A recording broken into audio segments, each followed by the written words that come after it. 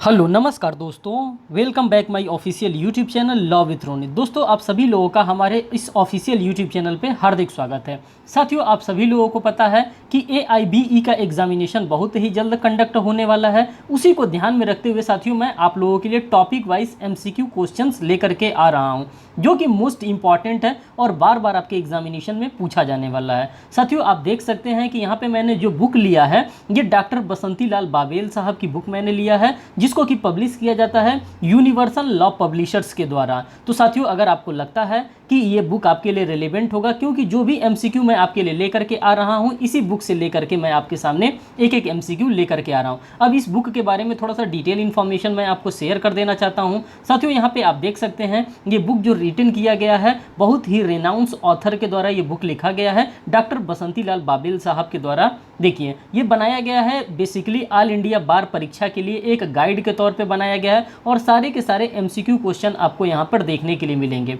साथ ही साथ इस बुक में आपको AIBE का जो भी प्रीवियस ईयर क्वेश्चन रहा होगा साथियों, उन सभी क्वेश्चंस के यहाँ पे आपको सॉल्यूशन के साथ आंसर प्रोवाइड किया जाएगा। अब आप कहेंगे कि इस बुक में क्या क्या दिया है, तो साथियों, जो भी हमारा AIBE मीन्स की ऑल इंडिया बार एग्जामिनेशन का सिलेबस होता है, सभी के सिलेबस को यहाँ पे कंटेंट किया गया है। जैसे कि संवैधानिक विधि हो गया, कंपनी अधिनियम हो गया, भारतीय दंड संहिता हो गया, पर्यावरण विधि हो गया, दंड प्रक्रिया संहिता हो गया, साइबर विधि हो गया, सिविल प्रक्रिया संहिता हो गया, श्रम एवं औद्योगिक विधियाँ हो गया, साक्ष्य विधि हो गया, अपकृत्य विधि हो गया, पारिवारिक विधि हो गया, जनहित विधि हो गया। इन टोटलिटी अगर कहें तो जो भी हमारे टोटल 18 सब्जेक्ट होते हैं, उन सभी 18 सब्जेक्टों को यहाँ पे डाला गया है। और आप यहाँ पर देख भी सकते हैं साथियों, ये जो बुक निकाला जाता है, ये है यूनिवर्सल लॉ पब्लिशर्स प्रयागराज के द्वारा ये बुक निकाली जाती है। तो ये इन्फॉर्मेशन थी, सभी के सभी इन्फॉर्मेशन मैंने आपके सामने रख दिया। साथियों, इसके पहले मैंने पार्ट फर्स्ट कराया था, और उस पार्ट फर्स्ट में 1 से लेकर के क्वेश्चन नंबर 65 तक मैंने करा दिया था। अब आप देखिए, यहाँ पे क्वेश्चन नंबर 67 से हम बात करेंगे, जो कि कॉन्स्टिट्यूशन ऑफ इंडिया से रिलेटेड क्वेश्चन यहाँ पे पूछे जा रहे हैं। कह रहा है कि निम्नांकित में से कौन सा विषय नीति निदेशक तत्व से सम्मिलित नहीं है।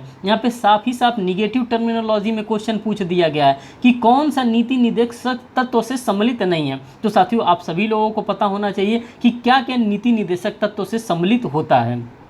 कह रहा है काम की न्याय एवं मनोवैज्ञानिक दशा की बात कर रहा है ऑप्शन नंबर क में। ऑप्शन नंबर ख की बात कर रहा है, कह रहा है बालकों के लिए निःशुल्क और अनिवार्य शिक्षा की बात कर रहा है। कह रहा है ग्राम पंचायतों के गठन के बारे में बात कर रहा है। कह रहा है राज्य विधान परिषदों का समापन। तो साथियों, आप सभी लोगों को पता है कि निगेटिव टर्म में क्वेश्चन पूछा है, तो हमको आंसर भी किस तरह से देना है, तो निगेटिव टर्म में ही आंसर देना। आपका जो करेक्ट आंसर होगा साथियों, यहाँ पे घ वाला आपका करेक्ट आंसर मार्क किया जाएगा। बात करते हैं क्वेश्चन नंबर 68 में। क्वेश्चन नंबर 68 को हम एनालिसिस करेंगे।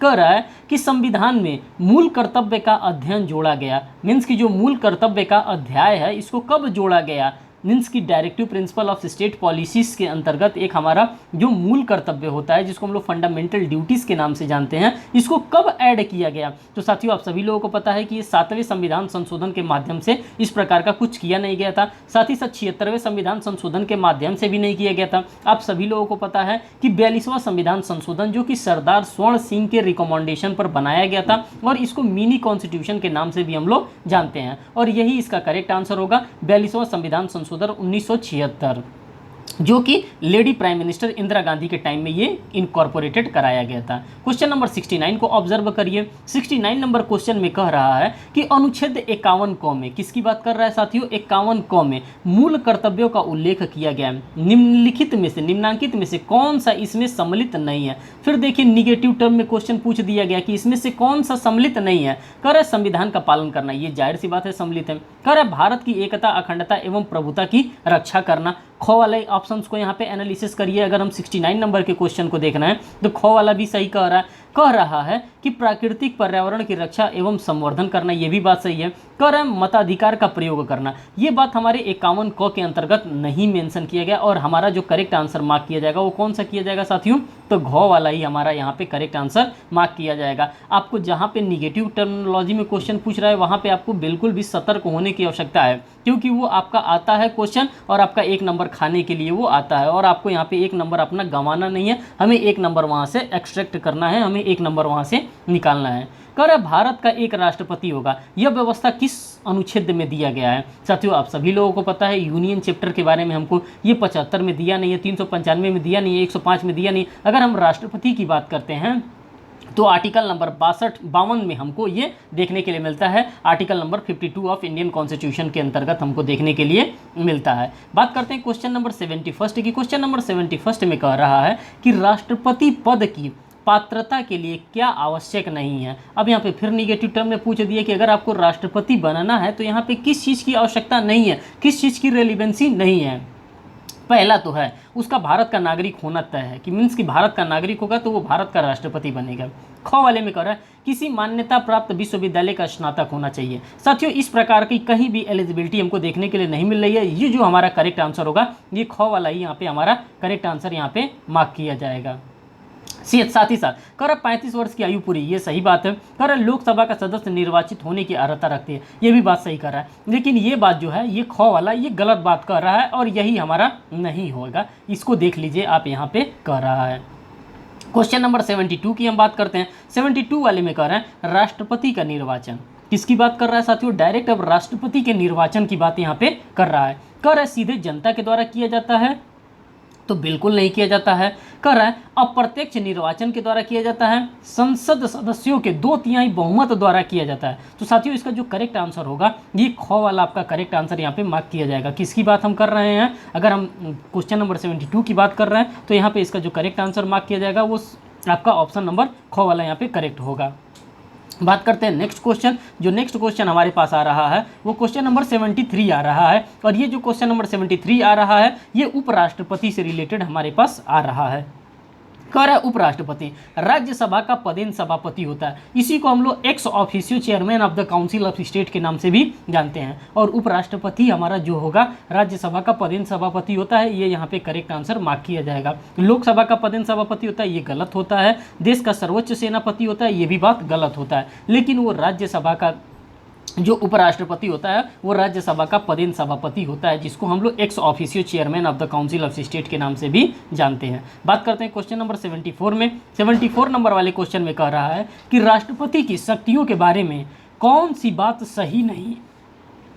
क्या कह रहा है कि राष्ट्रपति, यहाँ पर देखिए कह रहा है कि राष्ट्रपति की शक्तियों के बारे में कौन सी बात सही नहीं है। जब जब क्वेश्चन हमसे पूछा जा रहा है तब तब निगेटिव टर्म में क्वेश्चन पूछा जा रहा है कि नहीं है, नहीं है, नहीं है, बार बार नहीं है से क्वेश्चन पूछा जा रहा है। तो को ऑप्शन को देखिए, कह रहा है संघ की संपूर्ण कार्यपालिका शक्ति राष्ट्रपति में निहित होती है, ये बात कह रहा है। ऑप्शन नंबर ख में कह रहा है राष्ट्रपति देश की प्रतिरक्षा बलों का सर्वोच्च सेनापति होता है, ये भी बात सही कर रहा है। कह रहा है राष्ट्रपति को अध्यादेश जारी करने की शक्ति भी प्राप्त होती है, ये भी बात बिल्कुल सही कर रहा है। घ वाले ऑप्शन को देखिए, कह रहा है उपराष्ट्रपति की अनुपस्थिति में राष्ट्रपति राज्यसभा की बैठक की अध्यक्षता करता है, ये बात बिल्कुल गलत है। ये क्या है? यही हमारा करेक्ट आंसर मार्क किया जाएगा। अगर हम 74 वाले आंसर को देखेंगे तो यही हमारा करेक्ट आंसर होगा, क्योंकि हमारा जो भी क्वेश्चन पूछा है नहीं है पूछा है। क्या है पूछा है साथियों? नहीं है, मीन्स की निगेटिव टर्मिनोलॉजी में क्वेश्चन यहाँ पे आस्क किया गया। क्वेश्चन नंबर 75 को अगर हम देखते हैं तो कह रहा है कि राष्ट्रपति को मंत्रणा देने के लिए संविधान के अनुच्छेद 74 में व्यवस्था की गई है। संविधान अनुच्छेद 74 के अंतर्गत व्यवस्था की गई है। अब किस प्रकार की व्यवस्था की गई है? एक मंत्री परिषद की व्यवस्था की गई है, और यही आपका करेक्ट आंसर मार्क किया जाएगा। ख वाला आपका करेक्ट रॉन्ग आंसर है, एक सलाहकारी बोर्ड की ये गलत आंसर है, एक उच्च स्तरीय आयोग की ये भी बात गलत है। हमारा जो क वाला होगा यही हमारा सही आंसर होगा। क्वेश्चन नंबर 76 की हम बात करते हैं तो कह रहा है कि मंत्री परिषद में 3 श्रेणियों के मंत्री होते हैं, निम्न में से कौन सा एक सही नहीं है। फिर देखिए यहाँ पे कह रहा है कि कौन सा एक सही नहीं है। तो 76 नंबर के अगर आप आंसर को देखेंगे तो कह रहा है कैबिनेट स्तर के मंत्री का आप लोगों ने नाम सुना होगा कि कैबिनेट मिनिस्टर हैं, ये होता है।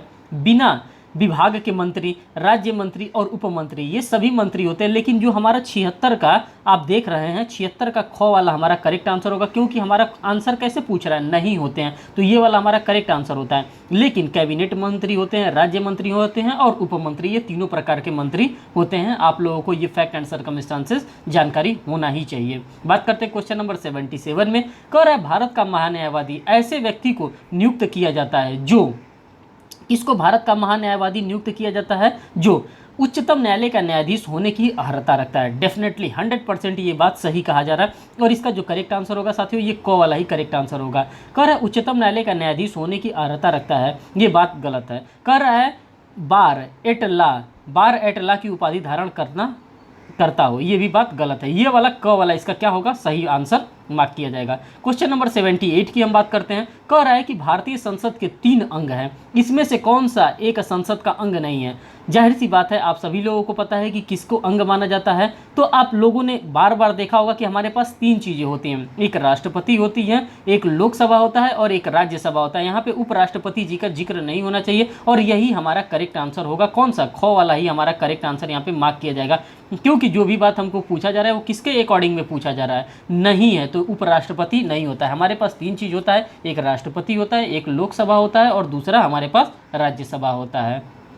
क्वेश्चन नंबर 79 को देखिए, कह रहा है राज्यसभा संसद का जो राज्यसभा होता है साथियों, ये संसद का क्या होता है, एक अस्थाई सदन होता है। राज्यसभा को कभी डिसॉल्व नहीं किया जा सकता है, राज्यसभा को कभी भंग नहीं किया जा सकता है। इसमें जो सदस्य आते हैं, एक बार जो आते हैं वो 6 साल के लिए आते हैं और प्रत्येक 2 साल पे 1/3 मेंबर्स यहाँ पे क्या हो जाते हैं साथियों, 1/3 मेंबर को यहाँ पे रिटायर कर दिया जाता है। कहाँ पे, राज्यसभा की अगर हम बात करते हैं, लोकसभा में ऐसा नहीं होता है। क्वेश्चन नंबर 80 की हम बात करते हैं। राज्यसभा के अधिकतम सदस्य होते हैं। अब राज्यसभा में कितने अधिकतम सदस्य होते हैं इसकी भी जानकारी होनी चाहिए। तो साथियों आप सभी को पता है कि राज्यसभा की अगर हम बात करते हैं तो 550 सदस्य होते नहीं है, 238 सदस्य होते नहीं है। यहाँ पे किसकी बात कर रहा है, अधिकतम सदस्यों की बात कर रहा है। यहाँ पे क्वेश्चन को ध्यान से देखिएगा, आपका एक बार का आंसर 238 भी हो सकता है, क्योंकि 12 लोगों को राष्ट्रपति के द्वारा मनोनीत भी किया जाता है।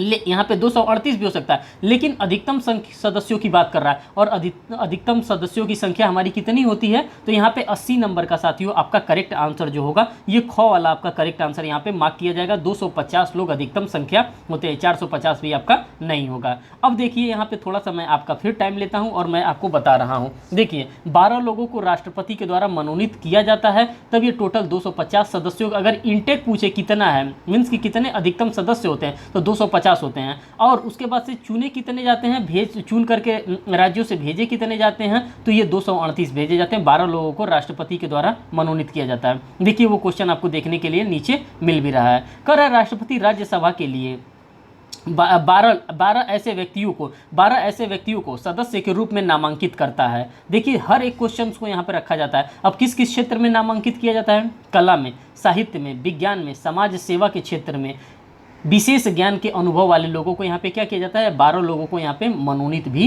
किया जाता है। ये बात आप सभी लोगों को पता है कि 12 लोगों को राज्यसभा में राष्ट्रपति के द्वारा मनोनीत किया जाता है। क्वेश्चन नंबर 82 की हम बात करते हैं।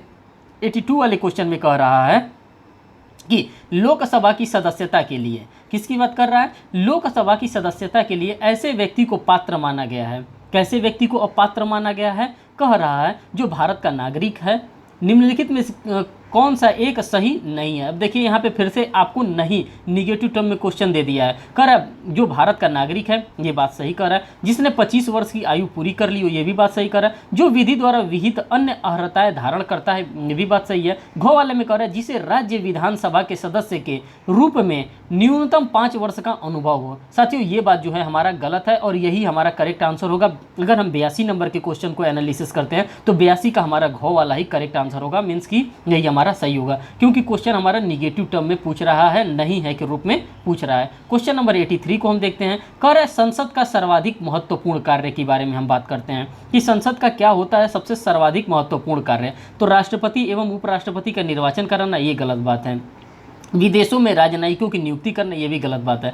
देश के लिए विधि का निर्माण करना है, ये बात बिल्कुल सही है, क्योंकि कानून हमारा कौन बनाता है, तो हमारे पार्लियामेंट के द्वारा ही क्या किया जाता है, हमारे कानून का, हमारे लॉ का निर्माण किया जाता है। आप सभी लोगों को पता है कि आईपीसी को, सीआरपीसी को और इंडियन एविडेंस एक्ट को नया बनाने के लिए हम कौन पहल कर रहा है, तो ये हमारा संसद के द्वारा ही किया जा रहा है और संसद के द्वारा ही नया कानून बनाया जाएगा। कह रहा भारतीय संविधान के निम्नलिखित में से किस अनुच्छेद के तहत संसद को राष्ट्रीय हित में राज्य सूची के मामले में संबंध में कानून बनाने का अधिकार दिया गया है। अब किस तरह से अधिकार इनको प्रोवाइड किया जाता है, तो साथियों आप सभी लोगों को पता है कि आर्टिकल नंबर 249 की हम यहाँ पर जिक्र करेंगे। किसकी बात करेंगे साथियों, आर्टिकल नंबर 249 की हम यहाँ पे जिक्र करेंगे और इसी के अंतर्गत हमको इस प्रकार का राज्य सूची के विषय पे कानून बनाने का अधिकार हमको प्रोवाइड कर दिया जाता है। ठीक, संसद को ये अधिकार प्रोवाइड कर दिया जाता है। और आप देख सकते हैं कि ये ऑल इंडिया बार एग्जामिनेशन 2021 में ये बार बार आपसे पूछा जाने वाला क्वेश्चन भी रहा है। अब बात करते हैं क्वेश्चन नंबर 85 में। कह रहा है संसद का सत्र आहूत किया जाता है। प्रधानमंत्री जी के द्वारा? तो बिल्कुल नहीं, प्रधानमंत्री जी द्वारा इस प्रकार का कोई कार्य नहीं किया जाता है। ये किसके द्वारा किया जाता है? लोकसभा के अध्यक्ष के द्वारा? तो बिल्कुल लोकसभा के अध्यक्ष के द्वारा नहीं। उपराष्ट्रपति के द्वारा? तो इनके द्वारा भी नहीं। ये किया जाता है तो राष्ट्रपति साहब के द्वारा ही क्या किया जाता है, उसका खत्म किया जाता है, अन्यथा इन लोगों के द्वारा नहीं किया जाएगा। क्वेश्चन नंबर 86 को हम यहाँ पे एनालिसिस करेंगे। क्वेश्चन नंबर 86 में कह रहा है कि अनुच्छेद 108 के अंतर्गत राष्ट्रपति दोनों सदनों की संयुक्त बैठक आहूत कर सकता है यदि वह चाहे तो। किस प्रकार से संयुक्त बैठक किया जाता है साथियों? तो जाहिर सी बात है, अगर आप संयुक्त बैठक की बात करते हैं तो डायरेक्ट आपको आर्टिकल नंबर 108 के पास जाना पड़ेगा। और आप देख सकते हैं आर्टिकल नंबर 108 आपके सामने यहाँ पे रखा भी है। कह रहा है ऑप्शन नंबर क में कि कोई विधेयक एक सदन द्वारा पारित होने के बाद दूसरे सदन द्वारा अस्वीकृत कर दिया जाए, या ख वाले में कह रहा है विधेयक में किए जाने वाले संशोधन पर दोनों सदन असहमत हो, या ग में कह रहा है जब दूसरे सदन को विधेयक पारित किए बिना 6 मास से अधिक समय बीत जाए, या ग में विधेयक जनहित में हो। तो साथियों इसका जो 86 नंबर का करेक्ट आंसर होगा ये हमारा ग वाला जो होगा यही वाला हमारा करेक्ट आंसर मार्क किया जाएगा। बात करते हैं क्वेश्चन नंबर नेक्स्ट की। तो देखिए यहाँ पे कह रहा है उपर्युक्त में से कौन सा आधार अनुच्छेद 108 में सन्निहित नहीं है? तो साथियों कह रहा है कि विधेयक जनहित में हो नहीं है। देखिए यहाँ पे क्वेश्चन लास्ट में आपको यहाँ पे क्वेश्चन क्या कर रहा है, लास्ट में यहाँ पे क्वेश्चन घुमाने का कोशिश कर रहा है, नहीं है। तो यही आपका नहीं है, विधेयक जनहित में न हो इसकी बात यहाँ पे कर रहा है। तो आपका कौन सा करेक्ट आंसर हो जाएगा यहाँ पे साथियों? तो घ वाला यहाँ पे करेक्ट आंसर हो जाएगा। इसीलिए मैं बार बार आपसे कहता हूँ कि आपको क्वेश्चन क्या करना होता है, आपको पूरे के पूरे क्वेश्चन को एनालिसिस करना होता है, साथ साथ पूरे ऑप्शन को भी एनालिसिस करना होता है, नहीं तो क्वेश्चन आपका कहीं ना कहीं गड़बड़ कर जाएगा और आप घर पे आके मिलाएंगे तो लगेगा कि हमने तो सब सही करके आया था और गलत होने लगेगा। कह रहा है कोई विधेयक धन विधेयक है या नहीं, इसका विनिश्चय कौन किसके द्वारा किया जाता है? तो लोकसभा अध्यक्ष के द्वारा इसका विनिश्चय किया जाता है कि कोई भी विधेयक ये धन विधेयक है कि नहीं है। ये राज्यसभा के द्वारा नहीं किया जाता है धन विधेयक के मामले में। क्वेश्चन नंबर 88 की हम बात करते हैं। कह रहा है धन विधेयक, अब धन विधेयक के बारे में बात कर रहा है। कह रहा है धन विधेयक लोकसभा में ही प्रस्तुत किया जा सकता है। जो धन विधेयक होता है साथियों इसको सिर्फ और सिर्फ लोकसभा में ही प्रस्तुत किया जा सकता है। राज्यसभा में जाता है परंतु 14 दिन तक उसको वहाँ पे होल्ड करके वो रख सकते हैं। 14 दिन के बाद वो क्या कर सकते हैं, उसमें उसको हटा नहीं सकते। 14 दिन के बाद मान लिया जाता है कि राज्यसभा में भी क्या कर लिया है, धन विधेयक को पारित कर दिया गया है। अब क्वेश्चन नंबर 89 को हम देखेंगे। कह रहा है भारत के नियंत्रक महालेखा परीक्षक को ऐसी रीति से हटाया जा सकता है जिस रीति से उच्चतम न्यायालय के न्यायाधीश को हटाया जाता है, उच्च न्यायालय के न्यायाधीशों को हटाया जाता है। अगर हम 89 नंबर वाले के ऑप्शन को देखेंगे तो साथियों यहाँ पे क वाला ही हमारा करेक्ट आंसर फिट होगा, क्योंकि उच्चतम न्यायालय के न्यायाधीश को जिस प्रकार से हटाया जाता है उसी प्रकार से उनको भी हटाया जाता है, कैग साहब को भी हटाया जाता है। क्वेश्चन नंबर 90 की हम बात करते हैं। उच्चतम न्यायालय सामाजिक क्रांति का संरक्षक है, यह किसने कहा है? ये बात जो है ये किसके द्वारा इस बात को कहा गया है कि ये सामाजिक न्याय का, ये सामाजिक क्रांति का संरक्षक है? तो ये बात अगर हम 90 नंबर में देखते हैं तो जी ऑस्टिन के द्वारा ये बात कहा गया है। मीन्स कि ये जूरिस्प्रूडेंस से रिलेटेड क्वेश्चन बता रहा है कि ऑस्टिन साहब के द्वारा ये बातें आपको कहने के लिए मिला है। क्वेश्चन नंबर 91 की हम बात करते हैं। उच्चतम न्यायालय के न्यायाधीश हेतु निम्नांकित में से कौन सी अर्हता का होना आवश्यक नहीं है? अब देखिए यहाँ पे फिर आपको निगेटिव टर्म में बात कर दिया और क्वेश्चन नंबर 91 में ही कर दिया। कह रहा है वह भारत का नागरिक हो, वह किसी उच्च न्यायालय का कम से कम 5 वर्ष तक न्यायाधीश रहा हो, किसी उच्च न्यायालय में निरंतर 10 वर्ष तक अधिवक्ता रहा हो, इंग्लैंड का बार एट ला हो। ये बात हमारा गलत है, नहीं होना चाहिए। तो यही हमारा घ वाला 91 का अगर हम देखेंगे तो घ वाला ही हमारा करेक्ट आंसर होगा, क्योंकि निगेटिव टर्म में यहाँ पे क्वेश्चन आपसे पूछा जा रहा है। बात करते हैं क्वेश्चन नंबर 92 में। 92 वाले में कह रहा है कि उच्चतम न्यायालय एवं उच्च न्यायालय के न्यायाधीशों की नियुक्ति हेतु कौन सा आयोग का गठन किया गया है? अब कौन से आयोग का गठन किया गया है? तो इस आयोग की अगर हम बात करते हैं तो देखिए साथियों, विधि आयोग की बात कर रहा है तो ये नहीं होगा। प्रशासनिक न्याय सुधार आयोग की बात ये भी नहीं होगा। ये कह रहा है राष्ट्रीय न्यायिक नियुक्ति आयोग, इसका गठन किया गया था लेकिन इसको हम लोग NJAC के नाम से जानते हैं, नेशनल जजेस अपॉइंटमेंट कमेटी, जो कि 99वां संविधान संशोधन से लाया गया था और इसको क्या कर दिया गया था, सुप्रीम कोर्ट के द्वारा सिरे से खारिज कर दिया गया था, इसको हटा दिया गया था। बात करते हैं क्वेश्चन नंबर 93 में। कर न्यायाधीशों की नियुक्ति हेतु गठित राष्ट्रीय न्यायिक नियुक्ति आयोग का गठन संविधान में कौन से संशोधन के द्वारा किया गया था? तो अभी साथियों, अभी मैंने आपको बताया था कि ये 99वें संविधान संशोधन 2014 के द्वारा इसको किया गया था और supreme court of India NJAC national जजेस अपॉइंटमेंट कमेटी को क्या कर दिया गया था, सिरे से ही खारिज कर दिया गया था इस 99वें संविधान संशोधन को ही। इस टाइप से भी क्वेश्चन आपके एग्जामिनेशन एग्जामिनेशन में पूछे जाते हैं। कह रहा है supreme court advocates on record association बनाम यूनियन ऑफ इंडिया AIR 2016 द्वारा संविधान में 99वां संशोधन अधिनियम 2014 को घोषित किया गया था। अब 2014 का ये जो संविधान बनाया गया था, मीन्स की जो अमेंडमेंट किया गया था, इसको क्या घोषित कर दिया गया था? तो साथियों इसको संवैधानिक तो था ही नहीं, इसको असंवैधानिक घोषित कर दिया गया था। तो इसका जो करेक्ट आंसर मार्क किया जाएगा वो गो वाला इसका करेक्ट आंसर मार्क किया जाएगा, इसको असंवैधानिक घोषित कर दिया गया था। क्वेश्चन नंबर अगर हम 95 नंबर की बात करते हैं तो कह रहा है उच्चतम न्यायालय के न्यायाधीशों का कार्यकाल कितना होता है? किसके बारे में हम बात कर रहे हैं साथियों? तो 95 नंबर क्वेश्चन, और उच्चतम न्यायालय मीन्स कि सुप्रीम कोर्ट ऑफ इंडिया के जस्टिस के कार्यकाल की बात कर रहा है। तो साथियों सुप्रीम कोर्ट के जस्टिस का कार्यकाल जो होता है वो 65 वर्ष का होता है और यही आपका करेक्ट आंसर होगा। लेकिन अगर हम यहीं पे हाई कोर्ट के जस्टिस की बात करते हैं साथियों तो इनके कार्यकाल का टाइम जो होता है ये 62 वर्ष होता है। ये दोनों बात आपको ध्यान में रखने की आवश्यकता है। नेक्स्ट क्वेश्चन देखिए, क्वेश्चन नंबर 96 में कह रहा है उच्चतम न्यायालय के न्यायाधीशों को निम्नलिखित में से किस आधार पर नहीं हटाया जा सकता है? किस आधार पर नहीं हटाया जा सकता है? तो क्वेश्चन नंबर 96 का जो हमारा गो वाला है, हिंदी भाषा का ज्ञान न होने पर इनको नहीं हटाया जा सकता। ये भाई हमारा करेक्ट आंसर मार्क किया जाएगा गो वाला। क्वेश्चन नंबर अगर हम 97 की बात करते हैं तो 97 में कह रहा है कि उच्चतम न्यायालय के वे कौन न्यायाधीश थे जिनके विरुद्ध महाभियोग चलाने की बात चली परंतु संकल्प पारित नहीं हो सका था? किसके द्वारा, किसके ऊपर किया गया था साथियों? और संकल्प चलाने की बात की गई थी लेकिन चल नहीं पाया था। तो कौन थे ये लॉर्डशिप, किसकी बात कर रहे हैं? तो साथियों आप सभी को पता है कि वीर रामास्वामी साहब थे और इन्हीं के ऊपर ये चलाना था, लेकिन इन्होंने उसके पहले ही क्या कर दिया था? इसके पहले ही इन्होंने इस्तीफा दे दिया था। क्वेश्चन नंबर 98 की हम बात करते हैं। उच्चतम न्यायालय किसकी बात कर रहा है? तो उच्चतम न्यायालय क्या होता है साथियों? एक अभिलेख न्यायालय होता है जिसको हम लोग कोर्ट ऑफ रिकॉर्ड के नाम से भी जानते हैं उच्चतम न्यायालय को।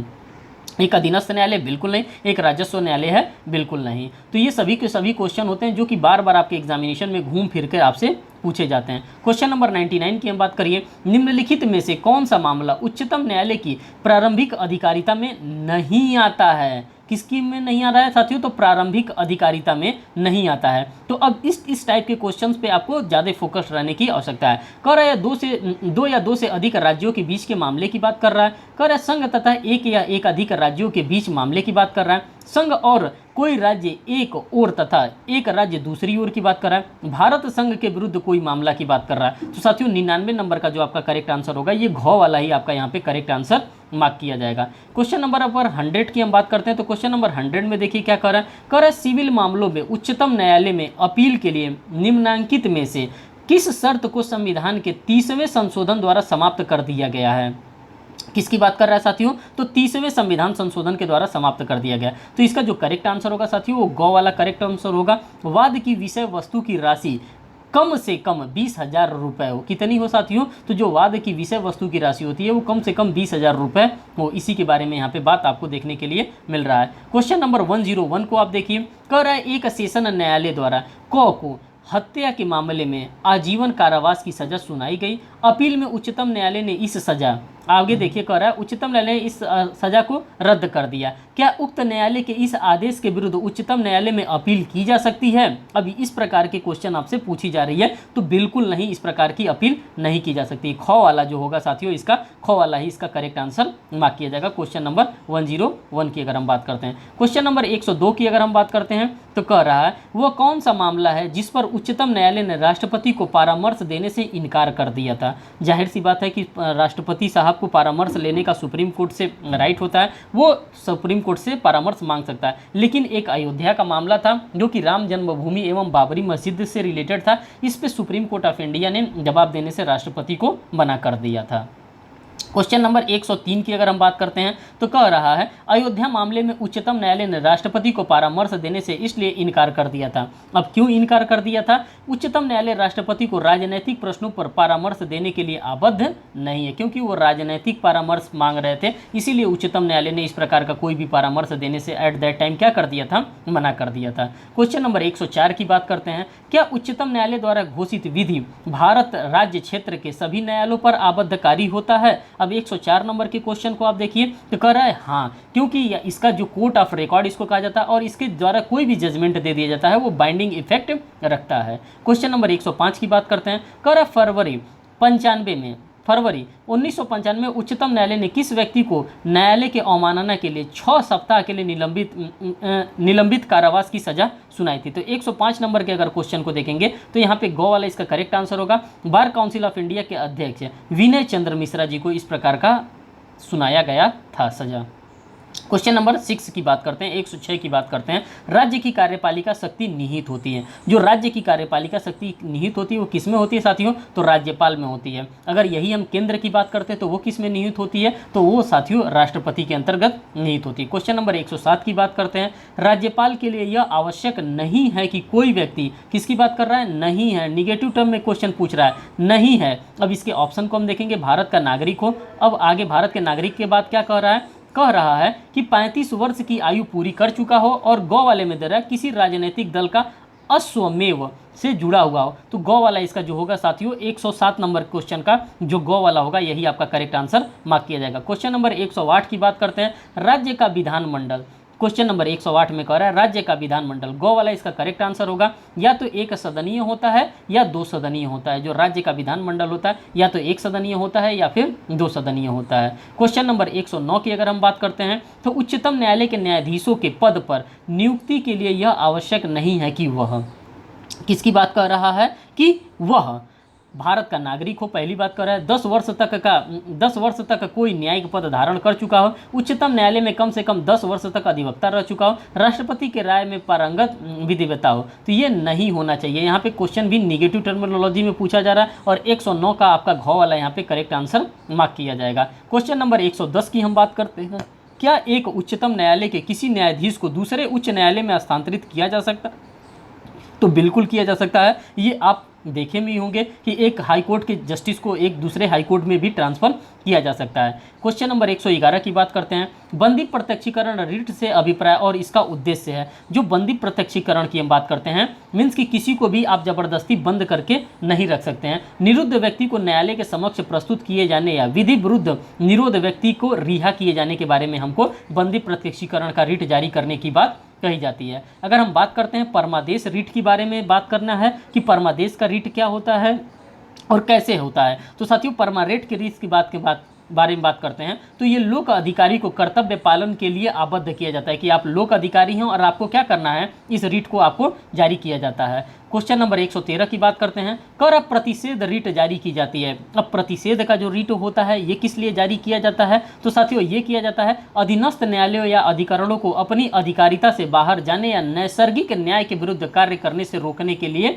ये प्रतिषेध का रिट आपको जारी किया जाता है, आपको मना किया जाता है, उसी के लिए ये रिट जारी किया जाता है। साथियों जो भी हो सकता था क्वेश्चन, उन सभी क्वेश्चंस को मैंने आपके सामने एक एक करके डील करने का कोशिश किया है। सभी क्वेश्चन का मैंने सभी ऑप्शंस को आपके सामने डील करने का कोशिश किया है। साथियों अगर लगता है कि इसका पीडीएफ आपके पास होना चाहिए तो आप जा करके टेलीग्राम ग्रुप पर ये लॉ विथ रोनित सर्च कर लेंगे, आपको वहाँ पे ये ग्रुप मिल जाएगा। वहाँ पे एज यूजुअल आपको पीडीएफ भी मिल जाएगा। अगर इससे रिलेटेड कोई भी बुक से रिलेटेड कोई भी क्वेरी आती है, अगर आपको कोई भी जानकारी एक्स्ट्रा एडिशनल इन्फॉर्मेशन चाहिए तो आप रीजनेबल टाइम पे 10 से 5 के बीच में आप हमको यहाँ पे कॉल भी कर सकते हैं। और चैनल पे नए हैं तो साथियों चैनल को जरूर सब्सक्राइब करें, वीडियो को लाइक करें और बेल बटन तो दबाना बिल्कुल भी ना भूलें, जिससे कोई भी मैं लेटेस्ट अपडेट लेकर के आ रहा हूँ वो लेटेस्ट अपडेट सबसे पहले आप तक पहुँचे। और प्लीज़ आप इन सभी वीडियोज़ को आप अपने फ्रेंड सर्कल में भी शेयर जरूर करें। फिर मिलेंगे नए अपडेट के साथ। धन्यवाद।